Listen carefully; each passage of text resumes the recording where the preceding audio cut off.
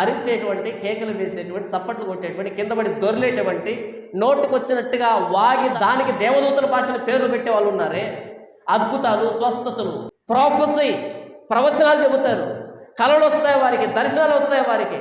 ఇలాంటి మాటలు చెప్పే వాళ్ళంతా క్రైస్తవ్యాన్ని భ్రష్టు పట్టించారు.